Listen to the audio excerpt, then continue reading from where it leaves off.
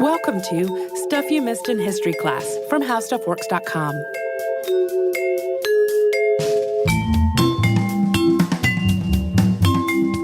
Hello and welcome to the podcast. I'm Tracy V. Wilson. And I'm Holly Fry. I really like the TV show Timeless. It is a favorite of mine. I was really sad when it got canceled and then really happy when it got uncanceled.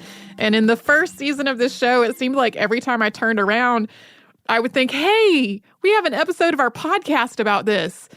It was like there was a Hindenburg, and there was Jim Bowie, and there was Josephine Baker, and there was Davy Crockett, and it went on and on and on.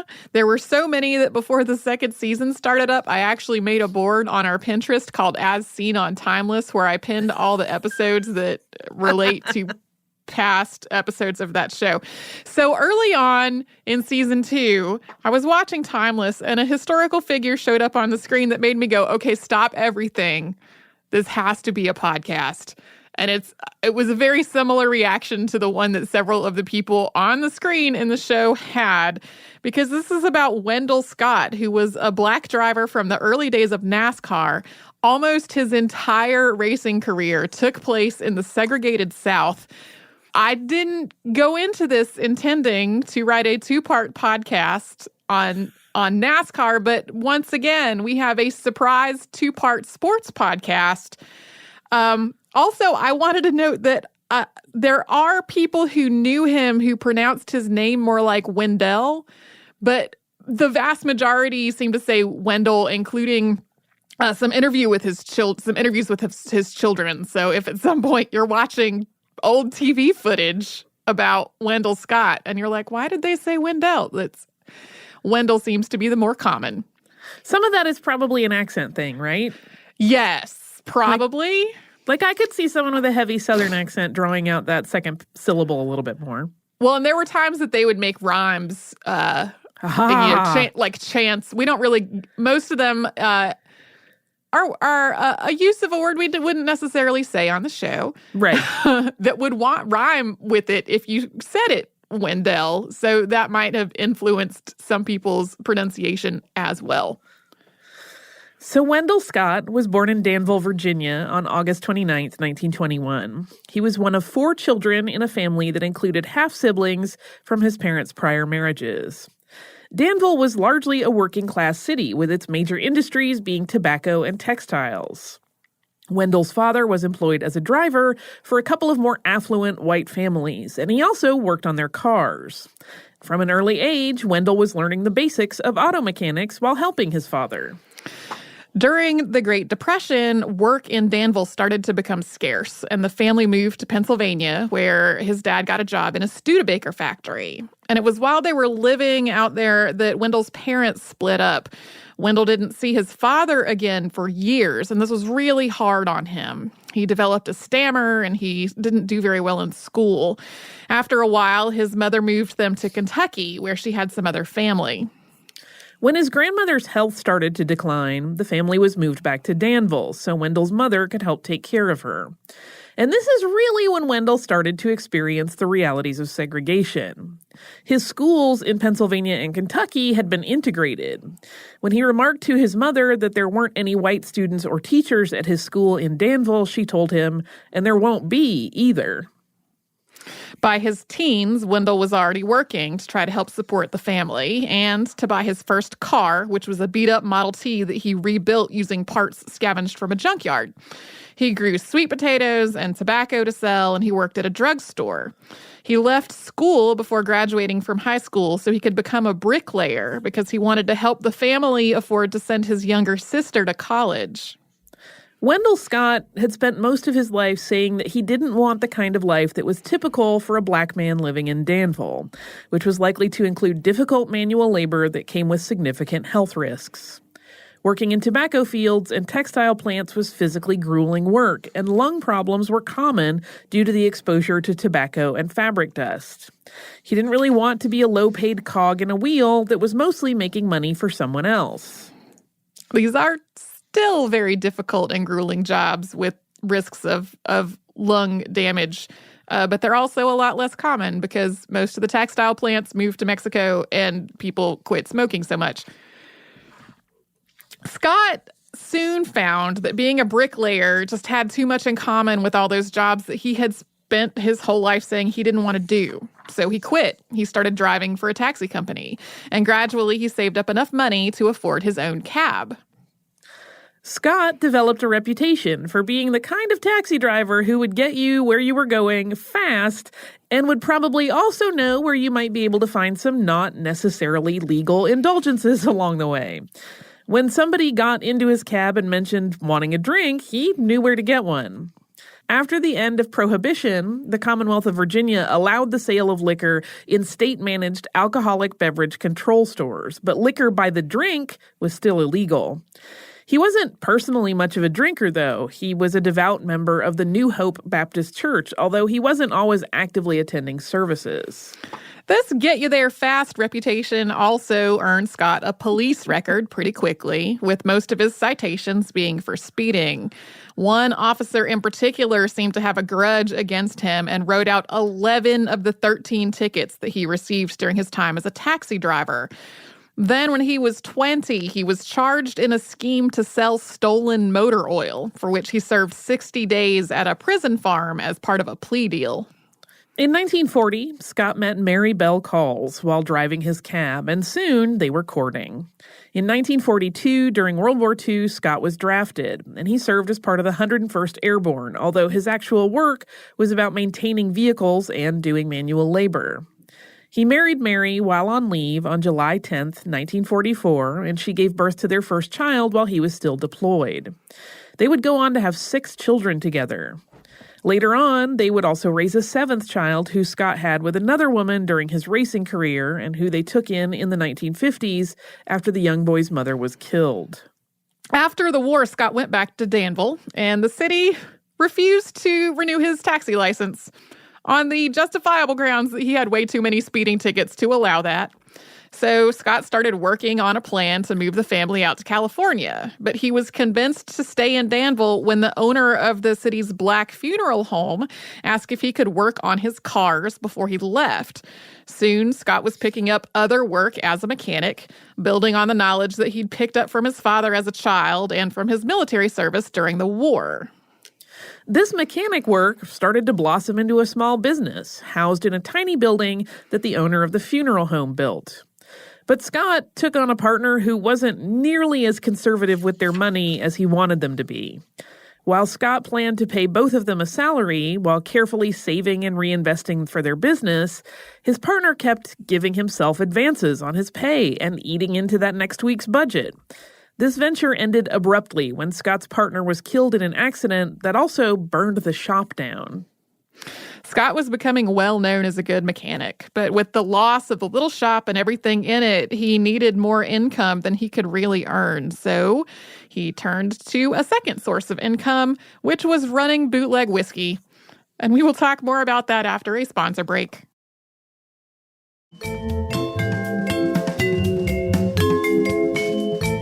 When Wendell Scott got out of the military in 1945, as we said earlier, Prohibition was over. It was legal to buy hard liquor by the bottle, but not by the drink in Virginia. But there was still a lot of bootlegging activity going on in the Appalachian Mountains and foothills. Franklin County, Virginia, was just down the road from Danville, tucked into the foothills of the Blue Ridge Mountains, and it was home to a thriving bootleg industry. Scott would pick up moonshine in Franklin County, where it could be bought for 55 cents a pint, and then drive it to Charlotte, where it sold for twice as much, thanks to being in a dry county. He had some local customers in and around Danville as well, but the bulk of his driving was to Charlotte and back, almost all of it at night. This is a complex, multi-person operation. Scott usually worked with a partner who coordinated with the actual bootleggers. Scott himself worked with the buyers and had little contact directly with the people who were actually making the moonshine. He had multiple cars that were specially outfitted for bootlegging, which looked like your typical junker from the outside, but had a powerful engine and an interior that was outfitted to smuggle hidden product. He would keep these cars stashed in various inconspicuous spots in the foothills, leaving his regular car somewhere else out of sight before getting into one to move the product. While bootlegging was very lucrative, it was also extremely dangerous, and Scott always kept a loaded pistol under the seat of his bootleg cars. It was also expensive. He had to sink a lot of his profit into his cars, especially if one of them became too recognizable to the police, and then he had to replace it. It was also very stressful, and it was while hauling whiskey that he started to develop problems with stomach ulcers, which would cause him trouble for the rest of his life. And yes, we know it is not clear whether stress aggravates ulcers, but he and the people around him definitely made that connection. Unsurprisingly, there are a lot of very dramatic and colorful stories about Scott's time hauling moonshine, especially as he became notorious for doing it in Virginia and North Carolina. He was an excellent driver, and he kept his cars really well maintained, so it was hard for an officer to catch him alone. Officers would work together, with one of them staying out of sight along a road until another radioed in that Scott was on the way past. Once he was notified, that hidden officer would come out of hiding, would tail Scott with the headlights off until he was ready to make a move. Scott liked to say that he could outrun the police, but not their radios. And that was what happened one day when Scott was being pursued by an officer with the headlights off and didn't realize he was there until the officer shot out one of his tires. Scott dove out of the moving car, hoping that it would travel far enough to serve as a diversion. It crashed pretty quickly, and Scott hid out in some bushes until other officers arrived with a bloodhound to try to find him. And that dog did. According to Scott, it looked right at him, and then it turned around and led officers in another direction. In interviews, he was like, "I cannot explain it. That dog just let me go." I'm having such weird bootlegger versions of Disney films in my head. There was also a high-speed Christmas Day chase when a couple of customers had asked for some product and Scott decided to take them to somebody he knew who had a supply of it. They were in the family car, not expecting to see any kind of trouble on Christmas morning, but after having picked up the whiskey, they were spotted by police on the way back to Danville. What followed was a high-speed chase, part of it with Scott driving backwards on a country road after an officer cut him off. See, this is just like To Live and Die in L.A. or Baby Driver in NASCAR country to me. It's very Baby Driver, but on a dirt road. Scott got enough distance between him and his pursuers that he was able to stop and stash the whiskey and presumably get his passengers out of the car. Then he drove back to his auto garage in Danville, got out of the car, took the engine out of it, left it hanging from the hoist, and left. He wound up in court after this incident, and his defense was that the license plate number the police provided belonged to a car that was in his shop with the engine out, which they could go see for themselves. He claimed that it had been there broken down for more than a week, and the charges were dismissed. I think it's in a StoryCorps interview. There's an interview where somebody else relays this story and says something like that the judge told the officers, "Next time you bring me him and the liquor and the engine." Eventually, though, Scott's partner apparently set him up. This led to another high-speed chase on April 30th, 1949.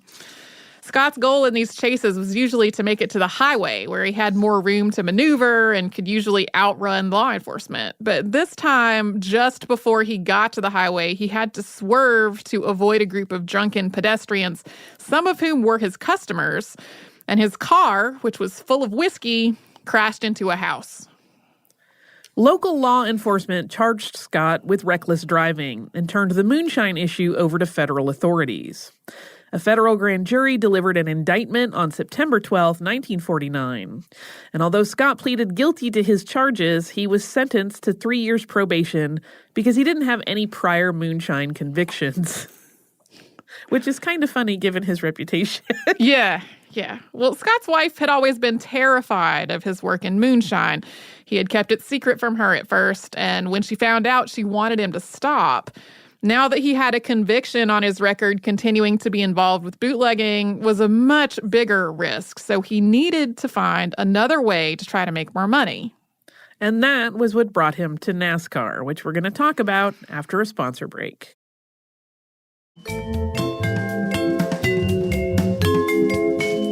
Before NASCAR NASCAR was formed, auto racing had already been going on in the United States for decades. Basically, for as long as there have been cars, people have been racing them. The American Automobile Association, or AAA, was a major player in these early pre-NASCAR years of racing, and people raced lots of different types of cars before World War II. And although racing has long been associated mostly with the South, a lot of these early races were really driven by and catered to the interests of Northerners. It was more about the fact that you could keep a racetrack drivable year-round in the South a lot easier than you could in the North than anything that was specific to Southern culture. Racing was far less popular during World War II, since things like gasoline, rubber, and metal were all critical to the war effort. But after the war was over, stock car racing started to become the most popular variety of auto racing in the United States. So a stock car is a racing car that has the same basic chassis as one that's in commercial production, although there are a number of modifications that can be part of stock car racing as well. The largest sanctioning body for stock car racing in the United States is the National Association for Stock Car Auto Racing, or NASCAR, founded by Bill France Sr., who was known as Big Bill. NASCAR was founded in Daytona Beach, Florida on February 21st, 1948, and France also served as the organization's first president. He put a particular focus in promoting the sport and building new racetracks in the South. Part of the lore about the beginning of NASCAR is that it started out with a bunch of bootleggers in and near the North Carolina mountains, racing each other and honing their skills evading the law. And then Big Bill France saw that all these homegrown races had their own rules and standards and thought the sport of racing could benefit from a governing body to establish standards and sanction specific races. And there's definitely some truth to the idea that a lot of the first NASCAR drivers had a history of involvement in bootlegging. And there was also a lot of bootlegging money that made its way back into the sport by funding cars and tracks and publicity. There wasn't a lot of segregation in bootlegging. People who were making whiskey and driving it around and drinking it were all over the racial spectrum, and they were all on the wrong side of the law together, basically. So there were other black bootleggers, and Wendell Scott had a lot of history with this in this same part of the country. But that wasn't quite how Wendell Scott came to be a NASCAR driver. After his conviction in 1949, someone took him to a race at the Danville Fairgrounds. These races were not part of NASCAR. They were part of the Dixie Circuit, which ran several races in Virginia and North Carolina. Watching this race was exhilarating, and Scott thought it was something he might try to do, but he wasn't really sure how to go about getting into it. Simultaneously, racing promoter Martin Rogers wanted to figure out how to draw a bigger audience at the fairgrounds races. The Dixie Circuit was struggling in Danville because the economy in the area wasn't great, and people didn't really have the extra cash to go spend at the races. Rogers eventually thought a good publicity stunt might be to introduce a black driver, somebody who was really good and could at least give the white drivers who were already part of the circuit a good run for their money. He didn't have a lot of luck finding someone who fit this bill, so he came up with an ingenious way to figure out which black men in Danville might be good at driving fast. He asked the cops. The cops told him that if they wanted a black man who could drive, they wanted Wendell Scott. So Rogers got in touch with Scott, and there's a little discrepancy in the dates, but it seems as though his first race was on May 23rd, 1952. He borrowed one of his old whiskey cars from a relative that he'd sold it to after it had become too recognizable to law enforcement. There are a lot of accounts that say that Scott came in third in his first race at the Danville Fairgrounds, winning $50. But according to his recounting of it in the book Hard Driving, the Wendell Scott Story by Brian Donovan, he started out really well, but pushed his car so hard at the beginning that it didn't have the stamina to make it all the way through the whole race. He pulled out a couple of laps before the race was over. In spite of this, and in spite of some of the spectators booing and throwing things at him, he loved that first race. He repaired the car that night, and the next day towed it to Winston-Salem, North Carolina, bringing some friends with him with the hope of racing it at Bowman Gray Stadium. Bowman Gray is a NASCAR-sanctioned track, and it was the first sanctioned track to do weekly races, holding them every Saturday night in the summer. It's likely that the first people he talked to at Bowman Gray that night didn't realize that Wendell Scott was black. He had a medium brown complexion that had kind of a ruddy tone, and his eyes were blue. Especially with a hat on, people often thought that he was white. So at first, everything seemed to be progressing normally. He was allowed to register for the race, his car was inspected, and he was told that he would need to install a safety belt. He went over to the track's shop to buy one, and the next thing he knew, he was being told he couldn't race after all, but no reason was given as to why. When Scott had been talking to officials at the track, he'd been by himself. But when he went over to the shop to get the safety belt, he took some of his friends with him. And his suspicion was that when officials saw them all together, they concluded that he, like his friends, was black and banned him from the race. A similar scenario played out the next day in High Point, North Carolina. So Scott went back to the Dixie Circuit, where he scored his first win on June 4th, 1952, at the age of 30. And after a while, he started branching out from the Dixie Circuit into other non-NASCAR races in Virginia. And he started winning a lot of those, too. Even though he was being allowed to enter these races, it wasn't all smooth sailing. On July 24th, 1952, he won the amateur class race and asked if he could enter the sportsman class race that night as well. The race's promoter asked the spectators to vote on it, and more than half of them stood up as a yes. But during the sportsman class race, a wheel flew off his race car and into the stands. Several spectators were injured. Some of the crowd was outraged, and news accounts of what had happened focused on his race. Meanwhile, Scott spent hours at the hospital afterward talking to the people who had been hurt. Violence among the drivers was also pretty common in this racing scene. If one driver ran another one off the track during the race, he might get punched for it afterward. And the idea of payback was also common. If you intentionally wrecked somebody's car during a race, they might wreck yours during the next one. Scott did everything he could to stay out of all of this. Although there were other black drivers before Wendell Scott started racing, he was always the only black driver at these events. And apart from being the only participant of his race, these events were places that were often thick with racism. In a world where a black man might be lynched for allegedly whistling at a white woman, there was no way he was going to run the risk of striking a white man over a stock car race. It's one of the things that's most incredible to me about his story is that he was in a basically exclusively white sport, almost. I mean, there were a few other black drivers, and in some cases, like all black racing teams and networks, but like for the most part, an exclusively white sport in a place that had active and overt violent history toward the black community. And like the logo of the Dixie Circuit was a pair of crossed flags. One of the flags was the checkered flag that drops when the race is over, and the other one was the Confederate flag. Like, he was doing all of this in completely hostile territory. And the only exception to just really keeping his head down and trying not to make waves would be when spectators or other racers threatened his children, which actually happened fairly often. Everything from shouting racist slurs at them to one case where somebody threw a lit firecracker at his son and burned his hand. But even then, he was a lot more likely to storm at somebody and shout at them than he was to actually strike them. And he also didn't have the luxury of payback. Scott had no sponsors, no paid pit crew, nobody to do his body work, and no mechanic other than himself. Some of his race cars even had the words mechanic, me painted on them. So if somebody hit him, he tried to let it go and fix his car later rather than making work and expense for himself by hitting them back the next time around. Apart from all of this, even his ability to claim his winnings was affected by his color. Many of the races had cash prizes, but he also often won steak dinners for two at local restaurants. But more often than not, those restaurants were segregated and refused to serve him.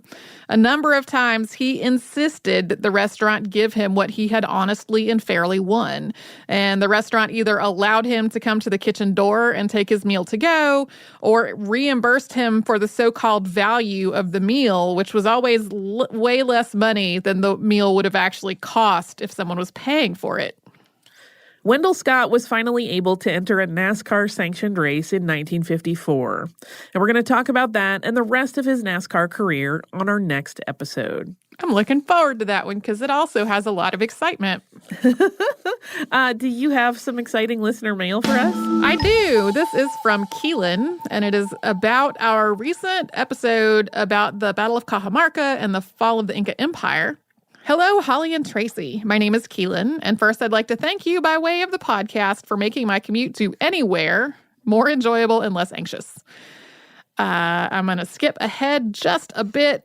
What I'm writing about today is also to thank you for talking about indigenous Latin American history with a fair perspective. As a Spanish major, I've studied Latin America as part of the language and cultures I should be exposed to, and it has really opened my mind to the world, and your episode does that as well. It's heartening to know that not everyone is tainted by the exoticism that you often see associated with South America. On the fun note, I thought you guys might enjoy knowing that there are some people who are attempting to bring back the Quechua language in a much more contemporary light. One example of this is a cover of Michael Jackson's The Way You Make Me Feel, covered in the language. I have a link, and I hope you enjoy this piece of native culture. Best wishes, Keelan. We definitely both enjoyed the link. It's so good. Yeah, it is really good. We'll probably put it out on our social media after this episode comes out. I also wanted to note that we have had a couple of questions about how we spelled Inca. In that episode, when you see it in your player, it is with a K. And that is because even though a lot of dictionaries and style guides and things still use the spelling INCA, a K is more preferred among archaeologists and historians, and then actual Quechua-speaking peoples at this point. So that is why we defaulted to that one. If you would like to write to us about this or any other podcast, we're at historypodcast@howstuffworks.com. And we're also all over social media at Missed in History. That is where we have our Facebook and our Twitter and our Pinterest and our Instagram. If you come to our website, which is missedinhistory.com, you will find show notes for all the episodes Holly and I have ever worked on and a searchable archive of all the episodes ever. And you can find our podcast and subscribe to it on Apple Podcasts, Google Play, and wherever else you find podcasts.